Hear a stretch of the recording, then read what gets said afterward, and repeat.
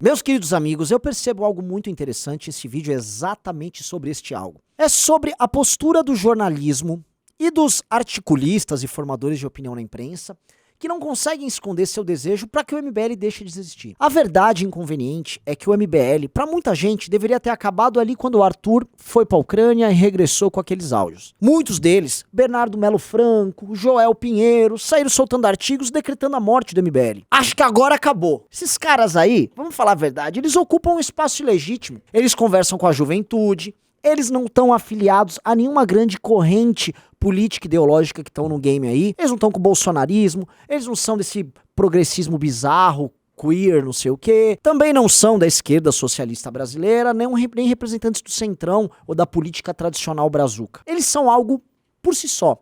Isso incomoda demais, porque a gente ocupa espaços, volta a falar de espaços, que eles gostariam de estar ocupando.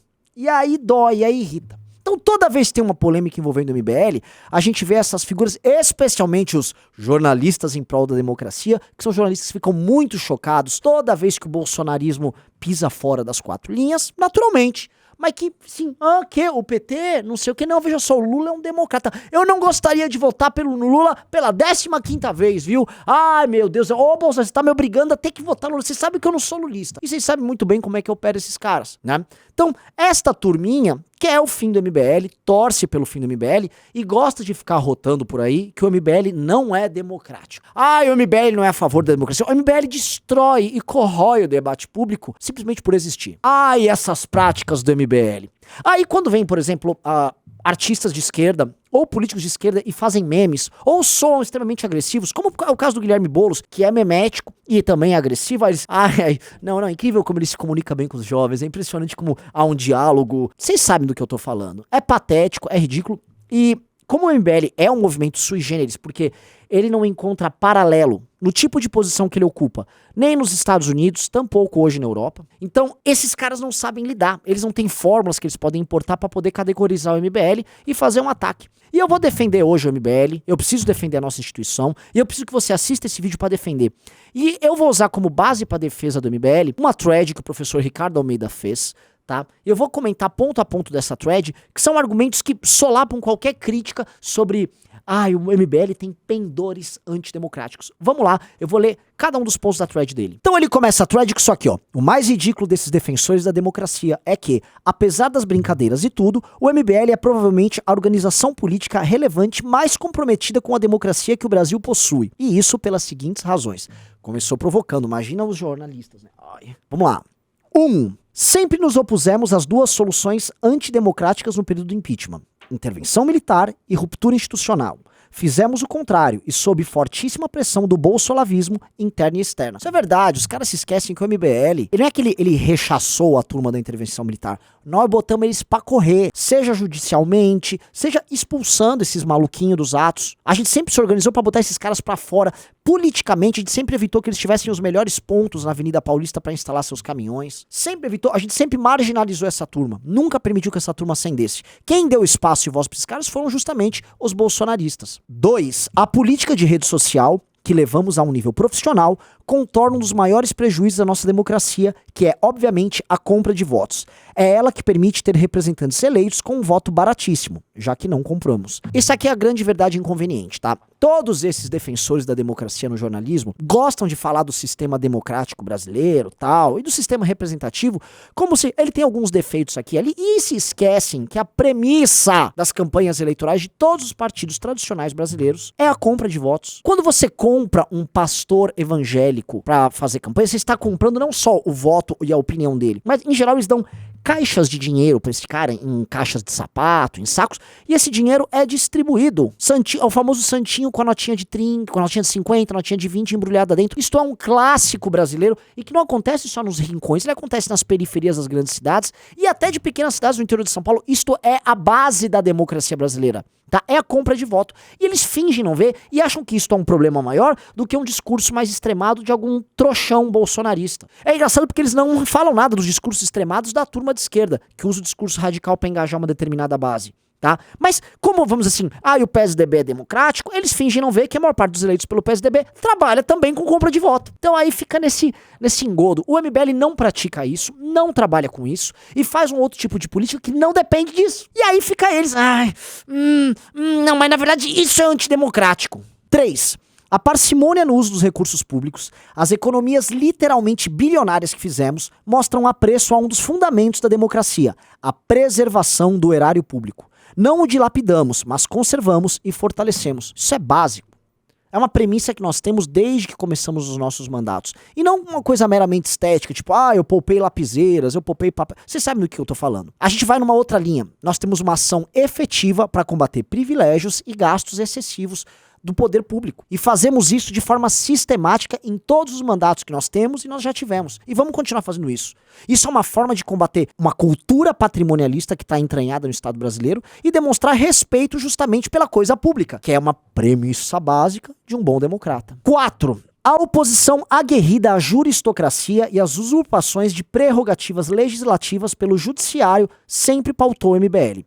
E é uma pauta das mais importantes para a democracia. Olha só, o MBL sempre se posicionou de forma contrária a essa invasão que o judiciário faz no legislativo, tá?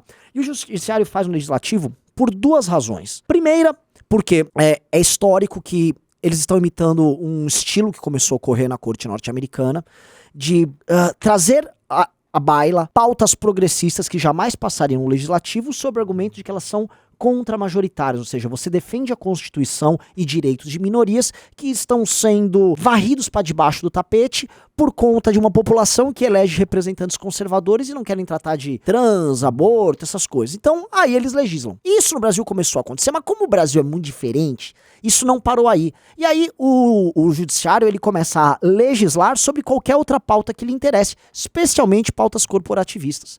E isso virou regra, começou a acontecer nos governos do PT, virou regra no governo do Temer e no governo do Bolsonaro passou de qualquer limite. Nós somos contrários a isso.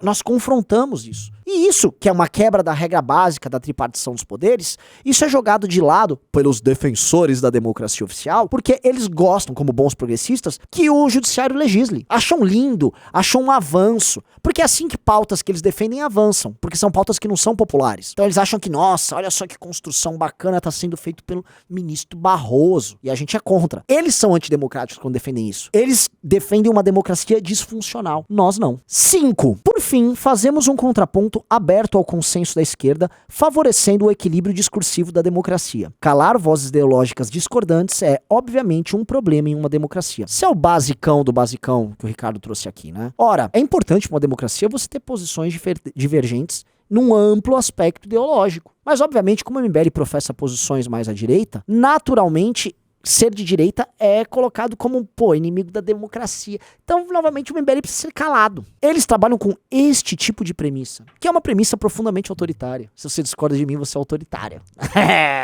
É complicado, né? Esses jornalistas defensores da democracia, que aí estabelecem consensos, que terminam, por exemplo, virando o argumento que um censor dentro de uma rede social usa para, por exemplo, derrubar teu perfil, tirar a tua audiência. Justamente uma expressão das mais autoritárias. Porque o jornalismo, a gente precisa entender, é uma classe autoritária. Eles acham que eles são portadores da verdade, que a palavra deles vale mais do que qualquer outra pessoa. Não vale, não. Primeiro, vocês são uma profissão qualquer, como qualquer um. Vocês são pessoas normais, como qualquer... Vocês não são portadores de verdade nenhuma. Vocês mentiram já pra caramba. E as opiniões políticas de vocês são opiniões políticas. Assim como grande parte das opiniões que vocês dão não são consensos estabelecidos que todo mundo tem que aceitar. Não, elas também são políticas. Então parem, tá? A forma como o jornalismo trata o MBL, meus amigos, é a forma como alguém vê uma ameaça que não consegue entender e aí tentar, novamente, eu já te disse no começo, categorizar e tentar jogar num nicho pra tentar fingir que não existe. E o MBL existe. E vocês tentam o tempo todo negar a nossa existência e nos rotular como inimigos disso, inimigos daquilo, porque vocês querem evitar algo que é inevitável. O MBL vai crescer. E o MBL vai ocupar postos de poder. Vocês, jornalistas, daqui a alguns anos, isso vai acontecer, pode recortar esse texto desse vídeo. Vocês vão ter que reportar os governos que nós vamos fazer, as administrações tocadas pelo MBL. Vão ter que falar sobre os nossos acertos e os nossos erros. E nós vamos cobrar que vocês façam isso da melhor forma possível. Essa é a nossa postura. Nós nascemos para governar o Brasil. E é uma coisa que esse é um recado também que eu deixo para todos os jovens do MBL ao redor do Brasil. Tá legal? Existe também uma pressão sobre todos vocês para que vocês não exerçam poder. Nós temos que exercer poder nas nossas vidas, entendeu? E por você ter posições políticas que são consideradas inadequadas por essas pessoas, eles acham e eles querem que você não exerça poder. Trabalhe o tempo todo para exercer poder.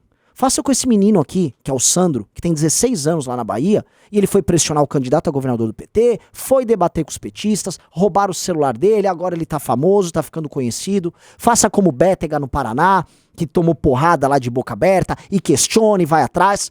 Ocupe o espaço que é teu de direito, tá bom? Os espaços públicos estão aí para serem tomados democraticamente por quem tem força, porque tem voz. E você que é jovem do MBL, entenda, você está destinado a isso. Nunca tenha medo, nunca tenha vergonha do que você defende e nunca busque a aprovação de ninguém. Você não tem que buscar a aprovação de jornalista, você não tem que buscar a aprovação de político antigo, você não tem que buscar a aprovação de ninguém. Nós somos um grupo e nós vamos fazer as coisas do nosso jeito. Nós vamos crescer e vamos ocupar espaço à nossa maneira, com a nossa linguagem, com as nossas virtudes e com os nossos vícios. E vamos corrigir os nossos vícios. Mas nunca pode faltar uma coisa pra gente: ousadia pra ocupar esse espaço e coragem pra enfrentar essa gente, tá? Porque o que mais tem é gente querendo que você simplesmente deixe de existir. Então, meu recado é bem óbvio. Exista e ocupe o espaço. Isso vai incomodar muita gente. Aguardo vocês sábado, agora no lançamento do nosso filme, no dia 9 de julho, especialmente se você for aqui de São Paulo. Esse foi o meu recado, beijos e abraços pra todos vocês.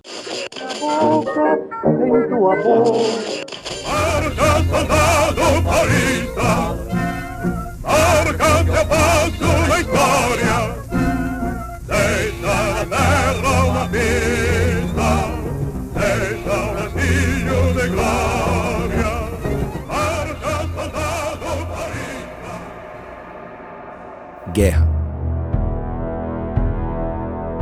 A guerra nunca muda. Em 32, meu bisavô, lutando por São Paulo, pensava em quando ele poderia voltar para casa, para rever sua esposa e seu filho que tinha acabado de nascer. Mas ele luta, antes de tudo, por uma São Paulo livre. E quando o ditador Getúlio despeja as forças federais contra o nosso povo, ele teve a certeza de que estava do lado certo da história. Hoje, depois de décadas dormente, esse mesmo espírito renasce. Por muito tempo tentaram apagar a glória do nosso passado, deter as engrenagens do nosso progresso. Chega! Neste ano de 2022, estamos à beira da catástrofe. Vivemos em um país dividido por 2 líderes corruptos e autoritários. Temo por meus amigos e família. Mas se meu tempo na política me ensinou uma coisa, é que a guerra nunca muda. Dia 9 de julho, o documentário que revela a história oculta de São Paulo.